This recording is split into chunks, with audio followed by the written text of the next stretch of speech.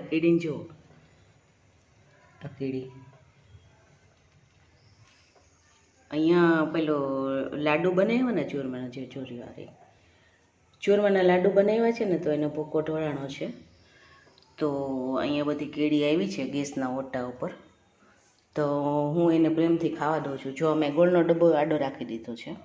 હમણાં થોડીક વારમાં બધી કીડીઓ આવશે ને ગોળના ડબ્બામાંથી ગોળ ખાશે.